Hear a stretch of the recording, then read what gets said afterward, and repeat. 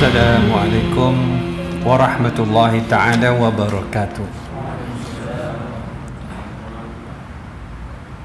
A'udzu billahi as-sami'il 'alim minasy syaithanir rajim.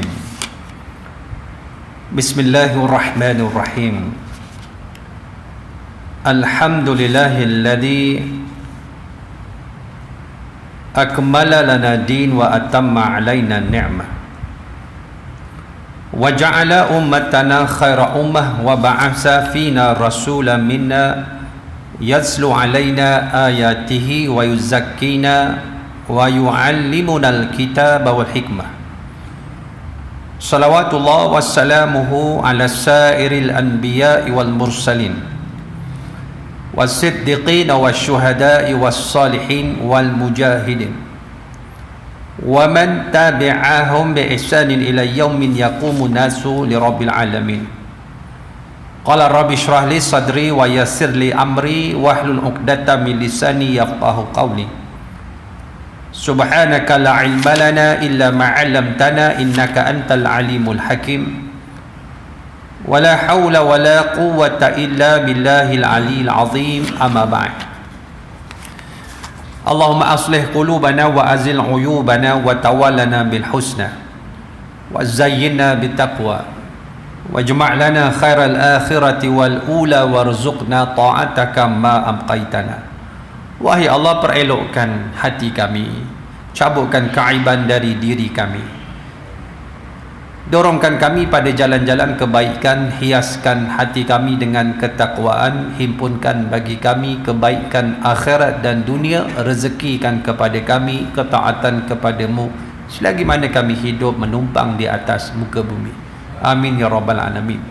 Yang saya hormati lagi saya kasihi Tuan Imam, Tuan Bilal, para ustaz, alim ulama, seluruh barisan kepimpinan Surau Al-Ikhwan, tuan-tuan haji, tuan-tuan muslimin yang dirahmati oleh Allah Subhanahu wa taala.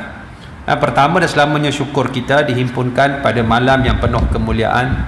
Dan insya-Allah pada kesempatan yang ada ni kami insya-Allah kita nak mengambil beberapa nasihat daripada Rasulullah sallallahu alaihi wasallam.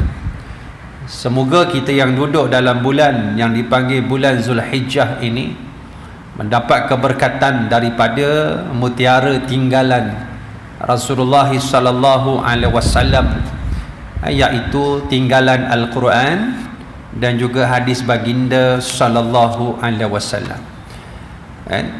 Dan kita akan renung beberapa nasihat Rasulullah kepada sahabat yang bernama Jundub Ibnu Junada. Jundub Ibnu Junada. Tak berapa kenal kalau kita sebut Jundub Ibnu Junada. Kenal tuan-tuan? Kalau saya sebut Abu Dzar, itulah nama sebenar Abu Dzar, seorang sahabat yang meninggal pada tahun 21 Hijrah. Meninggalnya di zaman Khalifah Umar Al-Khattab radhiyallahu anhu. Seorang sahabat yang mulia ini iaitu Abu Dzar, nama dia Jundub Ibnu Junada Al-Ghifari, daripada apa? Daripada kabilah yang dipanggil kabilah Kinani, dan juga daripada Bani Al-Ghifar. Bani Al-Ghifar ini kalau di zaman-zaman jahiliyah, sebelum di zaman-zaman jahiliyah ketika mana Rasulullah sallallahu alaihi wasallam dilahirkan, keluarga Al-Ghifar ini terkenal sebagai perompak. Dia ada jajaran dia ada teritori dia. Orang kata yang ni kawasan Al-Ghifar. Jadi dalam keadaan Abu Dzar ini daripada keluarga inilah, daripada Bani Al-Ghifar, yang terkenal di semenanjung tanah Arab sebagai satu keluarga yang ditakuti keturunannya kerana profesionnya merompak. Dan dia merupakan sahabat yang awal antara 5-6 sahabat yang awal memeluk Islam. Ketika awal-awal memeluk Islam, dia terus menzahirkan keislamannya, lalu dipukul oleh Arab, oleh orang-orang kafir musyrikin di Makkatul Mukarramah. Bangun seorang dari mereka berkata, kamu tahu tak siapa yang kamu pukul tu? Yang kamu pukul itu keturunan Al-Ghifar. Lalu orang ramai berhenti memukulnya kerana takut akan keturunan nama disebut Al-Ghifar. Daripada keturunan inilah lalu lahirnya seorang sahabat yang mulia yang bernama Jundub ibnu Junadah. Dan Nabi telah berpesan kepada Abu Dhar dengan 7 pesanan, 7 perkara. Kita tengok malam ni secara ringkas. Azan kita berhenti kan? Azan isyak ke subuh? Isyak. InsyaAllah isyak kita berhenti 8.44. InsyaAllah dalam kadar yang ada. Apa yang disebutkan oleh Abu Dhar, dia kata, an Abi Dzarrin radhiyallahu an qala awsani khalili sallallahu alaihi wasallam bisab'i. Lalu kata Abu Dzar radhiyallahu anhu berkata, awsani, dia menggunakan perkataan wasiat. Awsani, telah berwasiat kepadaku, telah berpesan kepadaku Rasulullah sallallahu alaihi wasallam dengan dia menyebut khalili, kekasih aku, dengan merujuk kepada batang tubuh yang mulia Muhammad sallallahu alaihi wasallam.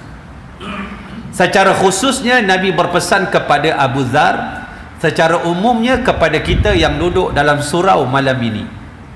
Kalau kita terasa bahawa kita sebahagian daripada umat Nabi Muhammad sallallahu alaihi wasallam. Sebab marinya hadis ini daripada cerita Abu Dzar. Kalau kita menyorot tentang asbabun nuzul dalam Quran, kadang-kadang Quran itu turun dengan sebab-sebab yang tertentu, sebab-sebab yang khusus, namun pengajaran dia untuk seluruh umat Islam sampai hari kiamat. Ini yang disebut al-ibratu bi umumil lafzi wala bi khususi sabab. Pengajaran itu daripada lafaz yang umum, bukan sebab yang khusus. Sebab itu bila mana Nabi nasihat pada Abu Dzar, bukan kepada Abu Dzar semata-mata batang tubuhnya, bahkan kepada kita umat Islam sampai hari kiamat. Itu kita kena faham.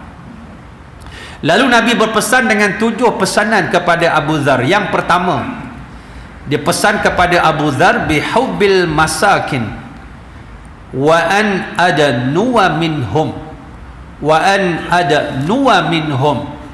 Pertama, Nabi berpesan supaya kasih kepada orang miskin. Bukan saja kasih kepada orang miskin, wa an adnuwa minhum, bukan saja kasih pada golongan ini, namun disuruh oleh Nabi supaya bergaul dengan mereka. Ini satu wasiat atau pesanan yang cukup sukar. Kita ni melihat orang susah, kita memandang enteng terhadapnya. Sedangkan golongan ini golongan yang dimuliakan oleh Allah Subhanahu wa taala. Di dalam sepotong hadis yang lain Nabi menyebut innama yansurullahu hazil ummah bidha'ifiha bida'watihim wassalatihim wa ikhlasihim. Nabi kata sesungguhnya Allah memenangkan, Allah mengangkat sesuatu umat itu kerana orang-orang yang dhaif, du'afa, orang-orang yang miskin, orang-orang yang hina, yang dipanggil orang yang tak ada nilai pada pandangan manusia. Kenapa? Kerana orang ini dia sangat ikhlas dalam doanya, dalam solatnya, dalam ikhlasnya, sehingga golongan ini golongan yang disebut jenis miskin yang macam mana? Jenis miskin yang diangkat oleh Allah Subhanahu wa taala dalam keadaan ini yang disebut dalam banyak hadis yang lain, bukan miskin yang mana miskin meminta-minta, tetapi orang yang miskin yang ada nilai pada Allah Subhanahu wa taala. Orang yang bersyukur di atas ujian Allah. Kita malam ni yang kita rasa kita kaya, kita rasa kita kaya, kita rasa.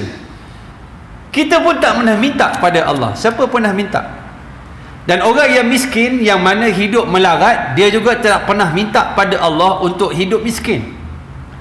Kita yang sempurna, ada kaki, ada mata, ada tangan, tak pernah minta pada Allah untuk sempurna. Sebagaimana orang yang cacat, tak ada kaki, tak ada mata, tak boleh melihat, tak boleh mendengar, tangannya tak cukup, mereka juga tidak pernah meminta untuk dilahirkan demikian. Lalu Allah Subhanahu wa taala memberi ujian mengikut apa yang sesuai bagi kita menurut ilmunya yang kita tak faham. Sebab itu ilmu Allah itu bukan kiraan akal fikiran. Dan golongan yang sangat istimewa ini diangkat oleh Allah di atas keikhlasannya.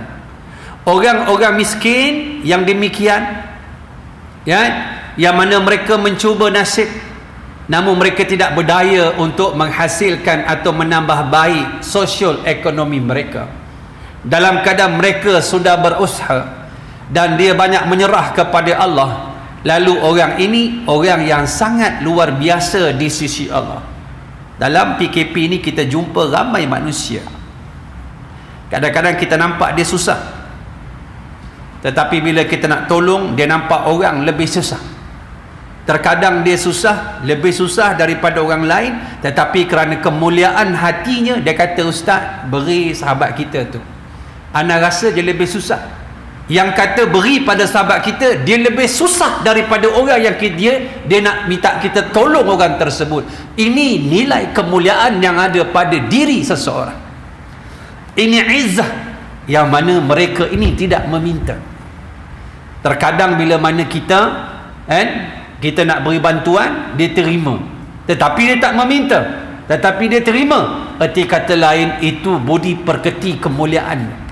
Bahkan dia lebih susah, dia dan memberi kepada orang yang lain. Ini kemuncak yang kita panggil ukhuwah, yang disebutkan oleh Allah dalam suratul Hujurat, innamal mu'minuna ikhwatun.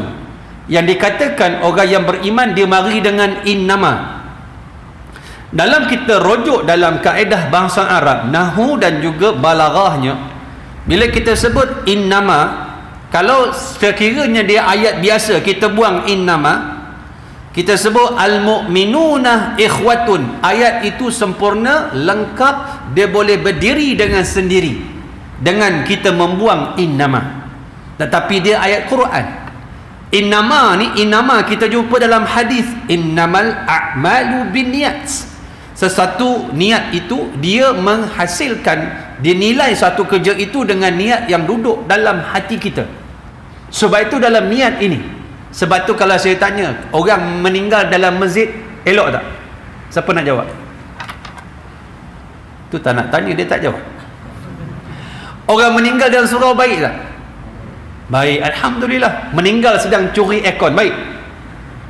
Tuan-tuan tak boleh jawab. Orang yang meninggal dekat disko baik tak? Belum tentu, dia jahat. Dia pergi buat al-amru bil ma'ruf, dia mencegah kemungkaran, dia menghalang adik dia minum arak, tiba-tiba dia ambil botol arak, dia nak pecahkan, Allah cabut nyawanya ketika sedang mencegah kemungkaran. Satu meninggal kat masjid sedang mencuri aircon, satu lagi dia meninggal di disko dalam keadaan sedang mencegah kemungkaran. Tempat zahirnya nampak baik dan buruk, dalam keadaan niatnya itu dinilai oleh Allah Subhanahu wa taala. Bila mari innama dalam kaedah bahasa Arab dipanggil uslubu takhsis. Uslubu takhsis, maksudnya bila dia kata sesungguhnya, bahawa dikatakan manusia yang beriman itu bersaudara. Maknanya kalau dia beriman dia tak bersaudara, dia beriman dia tak berukhuwah, tak dinamakan beriman. Bila beriman mesti berukhuwah, bila berukhuwah mesti datang daripada iman. Dia mari innama, dia menutup dekat situ. Bila sebut beriman mesti berukhuwah. Dan ukhuwah tuan-tuan yang paling rendah apa? Sangka baik pada sahabat dia, itu paling rendah sekali. Kan? Paling rendah sekali sangka baik. Kan? Sebab kita ni bila sesuatu perkara berlaku, Allah sebenarnya sedang menguji kita, bukan orang lain. Sebab itu sesuatu perkara yang buruk bila sampai kat kita, bukan anaya dia pada orang yang dikenakan, difitnah atau yang diaibkan, tetapi Allah sedang menguji kita. Bila mari orang minta sedekah, Allah menguji kita. Kadang-kadang yang datang minta sedekah tu ialah malaikat Allah, kita bukan tahu. Dia datang minta bantuan, Allah nak uji kita. Kita ni pemberi, kita pemurah, kita ni bakhil. Bukan saja tak beri, kita hina dia pula. Kita cerca dia pula. Maknanya apa sahabat kat situ? Itulah kualiti kita. Itulah kualiti kita. Sebab itu sifat orang beriman, dia saling tampung menampung, dia saling kukuh mengukuh, saling tutup menutup. Dalam inilah sifat orang yang beriman, kan? Sebab itu kita ni kadang-kadang sahabat, kita ni suka bersangka buruk. Dalam erti kata lain, kita tidak dalam keadaan ukhuwah. Paling-paling rendah ukhuwah itu iaitu husnuzan, sangka baik kepada orang yang beriman. Ini sifat dia yang Allah sebutkan dalam Al-Quran. Ini sifat dia, kan? Kadang-kadang kita ni sahabat-sahabat baru saja dilantik, kadang-kadang sahabat kita tu semalam AGM surau, ditaklifkan, diamanahkan sebagai pengerusi surau yang baru. Besok mari solat subuh, pengerusi surau baru bawa kereta baru, kereta Myvi. Kereta Myvi dia bukan kereta Merc, kereta kancil. Kita habis solat, tu dia curi duit surau tu, curi duit surau lah tu. Kawan tu belum pun tengok buku ledger, belum tengok akaun, belum tukar nama, dah kata curi duit surau. Tengok betapa busuknya perangai orang-orang surau, orang-orang masjid. Kalau orang suruh orang masjid dia berperangai macam ni, yang tak pergi masjid lagi teruk. Itu indikator dia, faham? Kerana apa? Kerana tidak ada ukhuwah. Dan kemuncak daripada ukhuwah itu ialah al-ithar. Yang ni mari dalam cerita ni. Al-ithar, melebihkan orang lain, walau kana bihim khassasah. Walaupun diri sendiri itu menderita, dia akan melebihkan orang lain sebab dia sudah sampai kepada kemuncak kemanisan halawatul iman. Dia kasih sahabat dia kerana dia kasih kepada Allah dan Rasulullah